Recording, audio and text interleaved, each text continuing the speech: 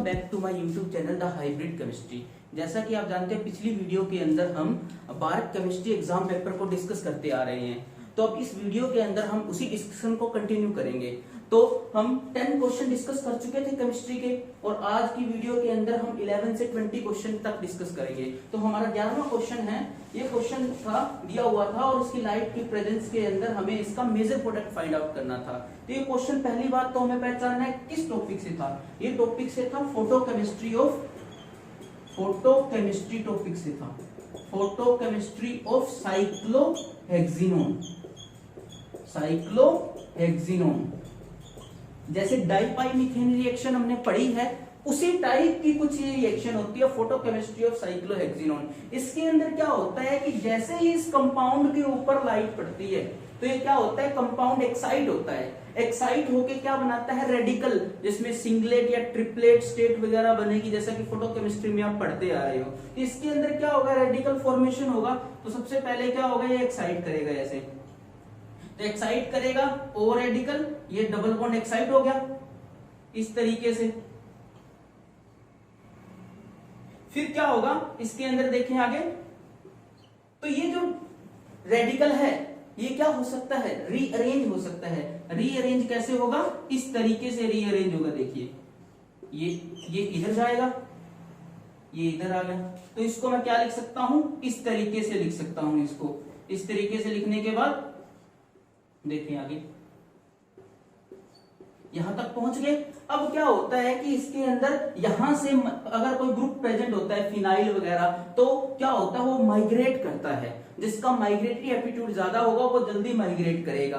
तो यहाँ पर साइनाइड वाले ग्रुप का माइग्रेटरी एप्टीट्यूड ज्यादा होता है।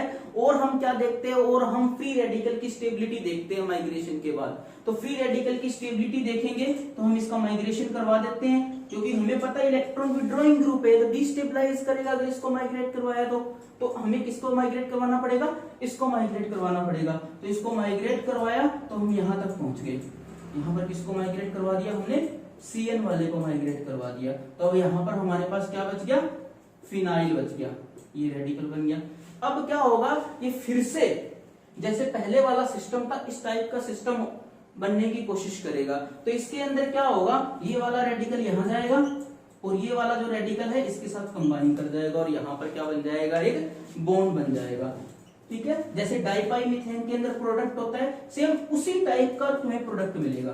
तो ये क्या बना हमारा, यहां से ये जुड़ गया, तो ये क्या है, यहां पर फिनाइल रिंग है और यहां पर क्या है, इस तरीके से साइनाइड रिंग है। तो ये हमारा क्या बन गया, फाइनल प्रोडक्ट बन गया इस रिएक्शन का अंदर। तो दोबारा से देख लिए किस तरीके से ये टॉपिक है, साइक्लोहेक्सिनोन की फोटोकेमिस्ट्री से आया हुआ क्वेश्चन है। बहुत ही अच्छा क्वेश्चन है। इसके अंदर क्या होता है, जब भी इस टाइप का, जब भी तुमको कंपाउंड देखो तो तुम क्या करो, इस टाइप के रेडिकल जनरेट करो। रेडिकल की रीअरेंजमेंट होती है। फिर अगर यहाँ पर कोई ग्रुप नहीं है तो ये इस डायरेक्ट यहाँ से जैसे डाइपाइमिथेन में होता है उस तरीके से होगा। अब यहाँ पर ग्रुप है तो ये ग्रुप माइग्रेट करेगा। कौन सा ग्रुप माइग्रेट करेगा, जिसका माइग्रेटरी एप्टीट्यूड ज्यादा होगा वो माइग्रेट करेगा। माइग्रेट करने के बाद फ्री रेडिकल यहाँ जनरेट होगा, फिर से C डबल बॉन्ड O बनेगा और यहाँ से एक रिंग बन जाएगी 3 मेंबर्ड की, और ये मेरा क्या होगा, फाइनल प्रोडक्ट होगा। इसी तरीके से आगे बढ़ते हैं हम नेक्स्ट क्वेश्चन की तरफ। हमारा नेक्स्ट क्वेश्चन था, कंपाउंड दे रखा था, हमें क्या करना था, हीट करने के बाद इसका मेजर प्रोडक्ट फाइंड आउट करना था। तो हमें पता है जब भी अल्कोहल हो, हीटिंग की प्रेजेंस के अंदर क्या होता है, एलिमिनेशन रिएक्शन होती है। तो क्या होगा, एलिमिनेशन होगा। एलिमिनेशन होगा तो क्या बनेगा, डबल बॉन्ड बनेगा। डबल बॉन्ड बनेगा यानी कि अल्कीन बनेगी। और अल्कीन कौन सी बनेगी, अल्कीन हमेशा कौन सी बनेगी, मोस्ट स्टेबल बनेगी, यानी कि ZZ product, most stable alkyne बनेगी। मोस्ट स्टेबल अल्कीन बनेगी यानी कि क्या प्रोडक्ट रहेगा, फाइनल प्रोडक्ट। हम वाटर निकाल देते हैं, फाइनल प्रोडक्ट ये रहेगा। यहां से निकलना पसंद करेगा as compare to this side, क्योंकि ये वाली अल्कीन ज्यादा स्टेबल होती है। तो आइए बढ़ते हैं इसी तरीके से नेक्स्ट क्वेश्चन की तरफ। नेक्स्ट क्वेश्चन था, हमें कंपाउंड दे रखा था और हीट करने पर हमें इसका मेजर प्रोडक्ट फाइंड आउट करना था। हमें देखते ही पता लग रहा है ये कौन सी टाइप की रिएक्शन है, 3,3 सिग्मा ट्रोपिक से आया हुआ क्वेश्चन था। 3,3 सिग्मा ट्रोपिक है। ठीक है, तो 3,3 सिग्मा ट्रोपिक कैसे करते हैं, देखो 1 इसको दे देंगे, 2 3 1 2 3, तो सिग्मा ट्रोपिक रिएक्शन कर देते हैं इसमें। ये यहां आ जाएगा ये यहाँ आ जाएगा और ये यहाँ चला जाएगा। तो क्या बन जाएगा मेरा प्रोडक्ट? मेरा प्रोडक्ट बन जाएगा, देखते हैं दोबारा से इसको, इस तरीके से देखिए ये यहाँ पे आ गया और ये वाली चीज यहाँ पे जुड़ चुकी है यहाँ से, और ये डबल ये वाला है ही बॉन्ड इस साइड में और ये इधर आ गया है, ठीक है। और यहाँ पर क्या आ चुका है, ये C डबल बॉन्ड O आ चुका है। अब इसने अपनी एरोमेटिसिटी को लॉस किया है, यहाँ पर H है, अभी अपनी एरोमेटिसिटी फिर से गेन करेगा, तो ये यहाँ आ जाएगा। तो फाइनल प्रोडक्ट मुझे क्या मिल जाएगा? फाइनल प्रोडक्ट मुझे मिल जाएगा, ये मिल जाएगा। देखें इसमें क्या होता है कि 6 मेंबर की रिंग बनती है, और दूसरी बात होता क्या है कि ऑर्थो प्रोडक्ट ही बनता है हमेशा। पॉसिबिलिटी होती है कि पैरा भी बन जाए। पैरा कब बनता है? पैरा तब बनेगा जब इसकी सारी की सारी ऑर्थो पोजीशन, अगर इसकी ऑर्थो पोजीशन है वो क्या है, ऑक्युपाइड है। जब ऑर्थो पोजीशन पे पहले से कोई ग्रुप लगा हुआ है तो क्या बनेगा, ये बनने के बाद ये पैरा पोजीशन पर जाके सेम रीअरेंजमेंट हो जाएगी, प्रोडक्ट पैरा वाला बनेगा अगर ऑर्थो पोजीशन ऑक्यूपाई है। अगर ऑर्थो पोजीशन ऑक्यूपाई नहीं है तो हमेशा मेजर प्रोडक्ट कौन सा रहेगा? ऑर्थो वाला ही रहेगा, ठीक है। तो अब बढ़ते हैं नेक्स्ट क्वेश्चन की तरफ।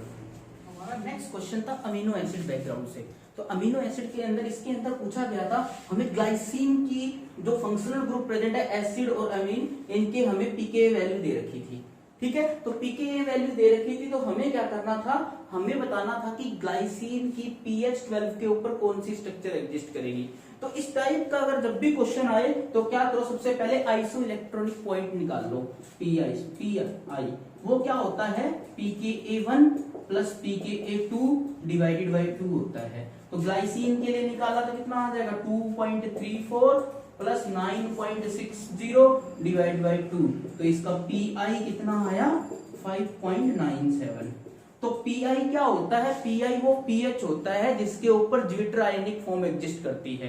तो ज्विटर आयनिक फॉर्म क्या होती है, ज्विटर आयनिक फॉर्म मतलब एक न्यूट्रल फॉर्म होती है, यानी कि जब पीएच कितना होगा 5.97 होगा तो ग्लाइसिन की कौन सी स्ट्रक्चर एग्जिस्ट करेगी, वो न्यूट्रल स्ट्रक्चर एग्जिस्ट करेगी, यानी कि ये वाली स्ट्रक्चर एग्जिस्ट करेगी। इसमें पॉजिटिव और नेगेटिव दोनों चार्ज हैं, पॉजिटिव और नेगेटिव दोनों चार्ज हों, ये वाली स्ट्रक्चर कितने पीएच पर एग्जिस्ट करेगी, 5.97 पर। अब मैंने पीएच बढ़ा दिया है, उसने बोला है कि 12 पीएच पर बताओ।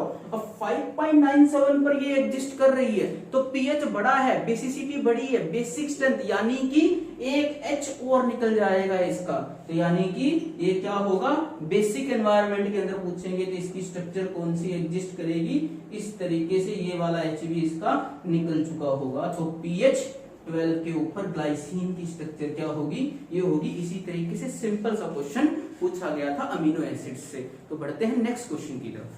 हमारा जो अगला क्वेश्चन था वो स्टीरियोकेमिस्ट्री बैकग्राउंड से था। हमें क्या दे रखा था, हमें स्पेसिफिक रोटेशन प्योर आर का दे रखा था और सैंपल का दे रखा था। हमसे पूछा था एस की परसेंटेज कितनी होगी। तो देखिए इस क्वेश्चन को किस तरीके से करते हैं। तो हम इस क्वेश्चन को सबसे पहले हम एनेंटियोमेरिक एक्सेस निकालेंगे। एनेंटियोमेरिक एक्सेस का फॉर्मूला होता है प्योर का specific rotation divided by sample का स्पेसिफिक रोटेशन इनटू 100। तो अगर मान लो ये आर का दे रखा है तो सैंपल का दोनों प्लस में है, मतलब दोनों के दोनों आर के लिए हैं, तो एनेंटियोमेरिक एक्सेस क्या आ जाएगा। अगर बात करता हूं तो प्योर का कितना है 2.7 है, 13.5 है, इंटू आर 100 करेंगे तो ये क्या आएगा 0.2 इंटू 100 यानी कि 20%। इसका मतलब एनेंटियोमेरिक एक्सेस 20% है। एनेंटियोमेरिक एक्सेस का मतलब है एक्स्ट्रा कितना है, इसका मतलब एनेंटियोमेरिक एक्सेस ऑफ आर यानी कि आर जो है वो क्या है एक्स्ट्रा है, कितना 20%। इसका मतलब बाकी बचा हुआ 80% के अंदर क्या है, 80% के अंदर R प्लस S दोनों हैं, तो दिस इंप्लाइज S कितना हो गया मेरा 40% हो गया। सिंपल से तरीके से हमने इसका आंसर निकाल लिया। तो आइए बढ़ते हैं हम नेक्स्ट क्वेश्चन की तरफ। जो अगला क्वेश्चन था वो एनएमआर स्पेक्ट्रोस्कोपी से था। हमें क्या दे रखा था, एनएमआर डाटा दे रखा था, हमें स्ट्रक्चर प्रेडिक्ट करनी थी कि भाई इन ऑप्शन में से कौन सी स्ट्रक्चर है। देखो एनएमआर डाटा दिया हुआ था। जब भी इस टाइप का जब भी कोई क्वेश्चन आए ना एनएमआर से रिलेटेड, तो आप क्या देखो, कोई एक बेस पीक देखो कि कौन सी पीक है जो इसको डिफरेंशिएट कर सकती है। आपको पता होगा कि जब भी ऑक्सीजन के साथ CH3 इसकी जो वैल्यू आती है वो अराउंड 3.8 से 4 के आसपास आती है। और इसकी जो आती है वो किसके आसपास आती है, 2.3 के आसपास आती है। इसकी भी सिंगलेट आनी है, इसकी भी सिंगलेट आनी है, दोनों की सिंगलेट आनी है। तो देखो क्या दिया हुआ है, सिंगलेट दी हुई है 2.3 पर 3H की। इसका मतलब ये वाले दोनों ऑप्शन तो इसके आंसर हो ही नहीं सकते एस्टर वाले। तो मतलब जो भी मेरा आंसर होगा वो ए में से होगा या सी में से या फिर ए में से होगा, इन दोनों में से होगा। अब आगे दूसरे सिग्नल को मिलाने की कोशिश करते हैं। तो दूसरे सिग्नल को मिलाएंगे, फिर से ये ओ है, ये भी 3 के आसपास पहुंच जाएगा। तो मतलब इसका करेक्ट आंसर क्या होगा, ये होगा इसका करेक्ट आंसर। ठीक है, एक सिंपल सा तरीका था, सिर्फ एक सिग्नल देखना था कि सिंगलेट दे रखे 2.3 पर मिथाइल कीटोन की होती है, इससे हमारा ये आंसर निकल गया। आइए बढ़ते हैं हम नेक्स्ट क्वेश्चन की तरफ। हमारा अगला क्वेश्चन था आईआर स्पेक्ट्रोस्कोपी से। तो इसके अंदर क्या था, हमें साइक्लिक एस्टर दे रखे थे। साइक्लिक एस्टर के अंदर हमसे पूछा था कि इनमें से किसकी आईआर स्ट्रेचिंग फ्रीक्वेंसी सबसे ज्यादा होगी, C double bond O bond की। तो ऐसा क्वेश्चन जब भी आए, जब एक ही टाइप के कंपैरिजन करवा रहा हो, तो हमें पता है कि क्या होता है कि जैसे जैसे रिंग साइज जो होता है डिक्रीज होता है, रिंग साइज अगर डिक्रीज होगा तो मेरी आईआर फ्रीक्वेंसी क्या होती है, बढ़ती है। आईआर फ्रीक्वेंसी क्या इंक्रीज होती है। इसलिए डायरेक्ट आंसर देखते ही क्या हो गया, आंसर हो गया ऑप्शन ए, सबसे छोटी रिंग वाला। अब जान लेते हैं इसके पीछे का रीजन कि भाई ऐसा क्यों होता है। क्योंकि हमने देखा है कि जैसे जैसे रिंग साइज डिक्रीज होता है, साइज डिक्रीज होता है तो रिंग स्ट्रेन आती है, और क्या होता है यहाँ पर बॉन्ड एंगल, जैसे कि रिंग का साइज डिक्रीज हुआ जिसकी वजह से क्या होगा, बॉन्ड एंगल डिक्रीज होगा। बॉन्ड एंगल डिक्रीज होगा तो क्या होगा, परसेंटेज एस करेक्टर डिक्रीज होंगे। परसेंटेज एस करेक्टर डिक्रीज होंगे तो इसका मतलब परसेंटेज पी करेक्टर बढ़ेंगे। परसेंटेज पी करेक्टर बढ़ेंगे। अगर मैं इस टाइप के इस तरीके से मानूं, ये वाला कम हो रहा है, यहाँ पर परसेंटेज एस करेक्टर कम हो रहे हैं, इसका मतलब यहाँ पर परसेंटेज एस करेक्टर बढ़ रहे हैं। बाहर परसेंटेज एस करेक्टर बढ़ रहे हैं, मतलब बॉन्ड स्ट्रेंथ बढ़ रही है। बॉन्ड स्ट्रेंथ बढ़ रही है मतलब फोर्स कांस्टेंट बढ़ रहा है। फोर्स कांस्टेंट बढ़ रहा है, इसका मतलब आईआर फ्रीक्वेंसी बढ़ रही है। तो मतलब सिंपल से तरीके से अगर याद रखना हो, अगर साइक्लिक रिंग के अंदर same type of functional group के अंदर उसने कंपैरिजन करवा रखा हो, तो जितनी छोटी रिंग होगी उतनी ज्यादा हाईएस्ट आईआर स्ट्रेचिंग फ्रीक्वेंसी आएगी। ओके, तो अब बढ़ते हैं हमारे नेक्स्ट क्वेश्चन की तरफ। हमारा अगला क्वेश्चन था न्यूक्लियर स्पिन क्वांटम नंबर हमसे पूछा गया था। तो न्यूक्लियर स्पिन क्वांटम नंबर के बारे में पूछा गया था कि कौन सी एक्सप्रेशन रॉन्ग है। तो कैसे करेंगे, तो हमें पता है कि जब भी हमारा न्यूट्रॉन है वो इवन हो और प्रोटॉन इवन हो तो उसके लिए आई की वैल्यू क्या होती है, 0 होती है। अगर न्यूट्रॉन ओड है और प्रोटॉन ओड है तो आई की वैल्यू 1 2 3 होती है। अगर दोनों में से कोई भी एक ओड इवन है तो उनकी वैल्यू क्या होती है, हाफ का इंटीजर मल्टीपल होती है। इसी तरीके से देख लेते हैं भाई, यहाँ पर पहला ऑप्शन था ऑक्सीजन, कितने हैं, ये भी प्रोटॉन क्या है, इवन है, 8 ही इसमें न्यूट्रॉन है, इवन है, तो क्या है, 0 है, मतलब ये वाला ऑप्शन तो बिल्कुल करेक्ट आंसर है। अब सेकंड ऑप्शन की तरफ देखते हैं। सेकंड ऑप्शन देखते हैं, इसमें प्रोटॉन क्या है, प्रोटॉन प्लस न्यूट्रॉन क्या है, 19 यानी कि ओड है, n प्लस पी ओड है, तो इसके लिए आई की वैल्यू हाफ में होनी चाहिए। सही बात है। सी ऑप्शन देख लेते हैं, इसमें क्या है, प्रोटॉन क्या है, 7 है, न्यूट्रॉन क्या है, 7 है, दोनों के दोनों ओड हैं, दोनों के दोनों ओड हैं, तो 1 2 3 होनी चाहिए, पर यहाँ पर क्या दे रखी है, हाफ दे रखी है। इसका मतलब ये वाला रोम दे रखा है। अगर आप बोरोन की बात कर लेते हैं, ये क्या है, n प्लस पी क्या है, n प्लस पी की अगर बात करें, इसमें p कितने हैं, 5 हैं, n कितना है, 5 हैं, दोनों के दोनों क्या हैं, ओड हैं, दोनों के दोनों ओड हैं, तो क्या होनी चाहिए, 1 2 3। बिल्कुल सही बात है। मतलब उसने क्या पूछा था, उसने पूछा था कि कौन से रोंग है, रोंग है तो मतलब ये वाली चीज रोंग है, यानी कि आंसर क्या आ जाएगा मेरा, ये वाला आंसर आ जाएगा। बहुत सिंपल सा क्वेश्चन था ये। आगे बढ़ते हैं। हमारा अगला क्वेश्चन था मास स्पेक्ट्रोस्कोपी से था। हमसे क्या पूछा गया था, एक कंपाउंड दे रखा है जिसके अंदर ब्रोमीन है और जिसके अंदर क्लोरीन है। हमसे क्या पूछा गया था, उसका इंटेंसिटी रेशियो पूछा गया था m+2 और m+4 का। तो बात कर लेते हैं हम m+2 और m+4 का कैसे आएगा। सबसे पहले देखते हैं कि भाई क्लोरीन जो होता है दो आइसोटोप में एग्जिस्ट करता है, क्लोरीन 35 में भी मिलता है और क्लोरीन 37 में भी मिलता है। इसकी अबंडेंस होती है 75%, इसकी अबंडेंस होती है 25%। तो इसका रेशियो क्या आ जाएगा, 3:1 आ जाएगा। 75 वाले का, इसका क्लोरीन 35 वाले का और क्लोरीन 37 वाले का। इसी तरीके से अगर मैं बात कर लेता हूं ब्रोमीन की, तो ब्रोमीन के भी दो आइसोटोप होते हैं, 79 और 81। तो 79 वाले का भी 50% है, 81 वाले का भी 50% है। अगर मैं बात कर लेता हूं दोनों की, तो ब्रोमीन का अगर 79 वाले का रेशियो देखता हूं मैं 81 के साथ, तो क्या आएगा, 1:1 आ जाएगा। अब देख लेते हैं आगे बढ़कर इसको कि भाई एम पीक किसकी वजह से आएगी। अगर मुझे एम देखना है, एम का मतलब M+2 और M+4, ये तीनों का रेशियो देखना है। एम किसकी वजह से, जब सबसे कम वेट होगा। सबसे कम कब होगा, जब मैं क्लोरीन भी 35 वाला ले लूं और ब्रोमीन भी 79 वाला ले लूं, तो क्या होगा, क्लोरीन 35 3 होता है, इसका 1 होता है। M+2 कब होगा, जब मैं क्लोरीन को 35 ले लूं, ब्रोमीन को 81 ले लूं। या दूसरा पॉसिबल क्या हो सकता है कि क्लोरीन 37 हो जाए, ब्रोमीन क्या हो जाए, 71 हो जाए। तो इसका क्या आ जाएगा, 3 × 1 प्लस इसका क्या होता है, 1 होता है, इसका भी 1 होता है।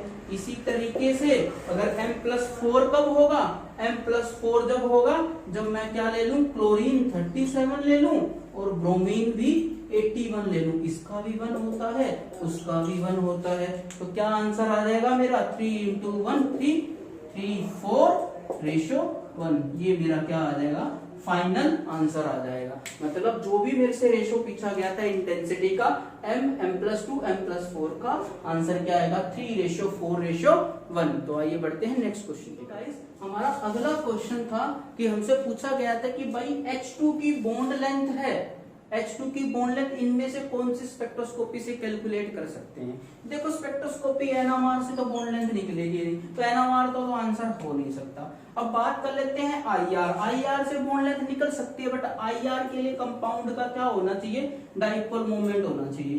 IR के लिए भी डाइपोल मोमेंट होना चाहिए, माइक्रोवेव के लिए भी डाइपोल मोमेंट होना चाहिए। तो बट H2 तो क्या है, मेरा नॉन पोलर मॉलिक्यूल है, मतलब ये भी नहीं है, ये भी नहीं है। आंसर क्या बचा।